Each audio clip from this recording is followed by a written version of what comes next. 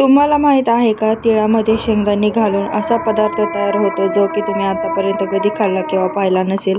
एकदम नवीन आहे, पौष्टिक आहे. त्याचबरोबर थंडीच्या दिवसामध्ये तीळ खाण्यासाठी तितकेच आपल्या शरीरासाठी फायदेशीर आहे. तिळामध्ये भरपूर सारी गरमी असते आणि तिळाचे पदार्थ खाल्ल्याने आपल्या शरीराला उष्णता भेटते. तर आज आपण तिळापासून एकदम मस्त आणि नवीन प्रकार पाहणार आहोत.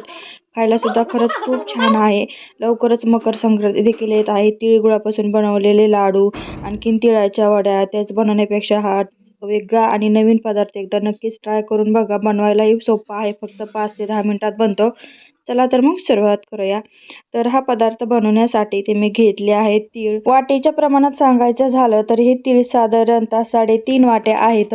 3.5 वाट्याचे मी तीळ घेतलेले आहेत. मी जास्त प्रमाणात बनवत आहे. तुम्हाला जर कमी प्रमाणात बनवायचे असेल तर 2 वाटी तीळ आणि अर्धी वाटी शेंगदाणे घेऊ शकता. तर इथे मी 3.5 वाटी तीळ आणि 1 वाटी शेंगदाणे घेतले आहेत. तर आता हे जे तीळ आहेत ते आपण कढईमध्ये टाकून घेणार आहोत. हे जे तीळ होते ते मी अगोदर धुवून आणि स्वच्छ वाळून घेतलेले आहेत. आता तीळ कढईमध्ये टाकून असे तडतड उडेपर्यंत त्याला चांगलं व्यवस्थितपणे भाजून घ्यायचं आहे. चांगलं व्यवस्थित भाजलं तरच आपला जो पदार्थ आहे तो खाण्यासाठी एकदम असा खमंग लागतो. तर असे तडतड उडेपर्यंत आपल्याला हे तीळ भाजून घ्यायचे. तर बघा, एकदम व्यवस्थितपणे आपले तीळ भाजले गेलेले आहेत. तीळ भाजले की तिळाचा वास देखील यायला सुरू होतो. तर चांगले तीळ भाजून घेतलेत आणि आता एका ताटामध्ये मी हे तीळ काढून घेत आहे. सगळे तीळ एका ताटामध्ये काढून घेतले की त्याच कढईमध्ये मी 1 वाटी मगाशी घेतलेले शेंगदाणे टाकून घेत आहे. एक आणि परत थोडीशी वरी अर्धी वाटी टाकून घेतली. तुम्हाला स्टार्टिंगला दाखवताना 1 वाटी दाखवली होती, पण कढईमध्ये टाकताना मी 1 वाटी आणि परत थोडेसे वरती अर्धी वाटी शेंगदाणे टाकून घेतलेत, म्हणजे 1.5 वाटी.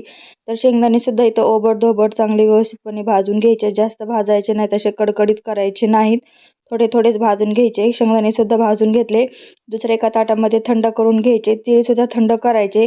थंड झाल्याच्या नंतर एका मिक्सरच्या भांड्यामध्ये टाकून आपल्याला हे मिक्सरला एकदम असं ओबडधोबड काढून घ्यायचं आहे.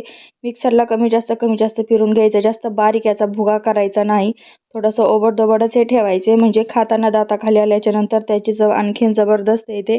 तर बघा, एक एक करून मी सगळे भांड्यामध्ये तीळ टाकून त्याला असे ओबडधोबड फिरून घेतले आहेत. कसलाही इथे मी याचा बारीक असा भुगा करून घेतला नाही.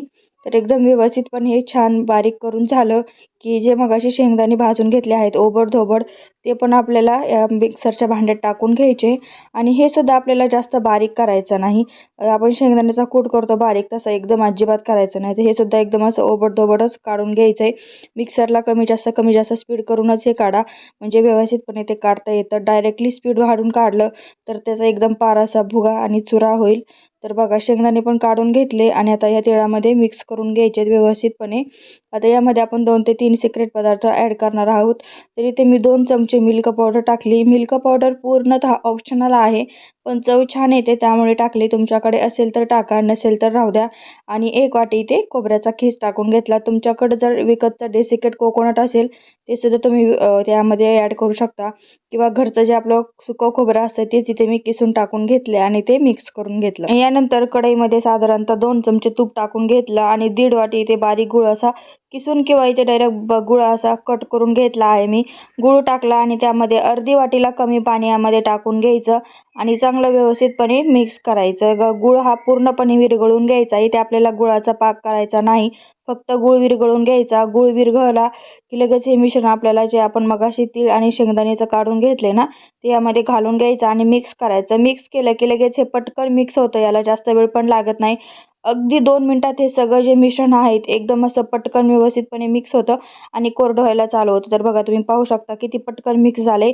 आता लगेच आपल्याला ही प्रोसेस फास्ट करायची. लगेच एका बटर पेपरवर मी ओलतून घेत आहे, किंवा तुम्ही ताटाला थोडंसं तूप लावून त्यामध्ये सुद्धा हे असं सेट करू शकता.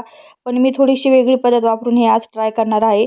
मला थोडंसं काहीतरी हटके स्टाईलचं करायचं आहे, त्यामुळे हे जे मिश्रण आहे ते गरम असतानाच आपल्याला लगेच ताटामध्ये किंवा अशा पद्धतीने बटर पेपरवर टाकून याला असं मी व्हिडिओमध्ये ज्या पद्धतीने दाखवत आहे त्या पद्धतीने याचा आपण रोल तयार करून घेणार आहोत. रोल केल्यामुळे ना त्याचे आपल्याला कट करायला सुद्धा सोपं जातं. किंवा ताटामध्ये मी तुम्हाला अगोदर तर म्हटलंच आहे, ताटाला थोडंसं तूप लावून ताटामध्ये सुद्धा तुम्ही डायरेक्ट हे थापू शकता आणि नंतर थोडंसं कोमट झाल्याच्या नंतर किंवा सगळं थंड झाल्याच्या नंतर त्याच्या वड्या पाडू शकता. पण इथे मी याचा रोल तयार करणार आहे. तर मिश्रण खूप सारं आहे, त्यामुळे हा रोल करायला मला थोडंसं जड जात आहे. तर मी 2 टप्प्यामध्ये याचा रोल करायला पाहिजे होता, पण ते माझ्या आधी लक्षात नाही आलं. पण तरी व्यवस्थितपणे मी याचा रोल तयार करून घेतला. बघा, पाहू शकता असा सिलेंडर आकारामध्ये याचा मी रोल तयार करून घेतला आहे. आता काजू, बदाम आणि पिस्ता इथे मी बारीक कट करून यावर टाकून घेत आहे. माझ्या सासूबाई पण थोडीशी मला मदत करू लागत होत्या, कारण ते मिश्रण खूप मोठं होतं आणि मला रोल तयार करायला थोडासा जरा अवघड जात होतं. त्यामुळे त्यांनी पण माझी हेल्प केली. तर बघा छान व्यवस्थित रोल तयार झाला आहे. आता हे आपण ना 15 ते 20 मिनिटासाठी फ्रीजमध्ये ठेवणार आहे, जेणेकरून ते सेट होतं. तुम्हाला फ्रीजमध्ये नसेल ठेवायचं, डायरेक्ट वरती असं रूम टेम्परेचरवर ठेवलं तरी काय हरकत नाही. रूम टेम्परेचर ठेवल्यावर सुद्धा हे पटकन व्यवस्थित सेट होतं.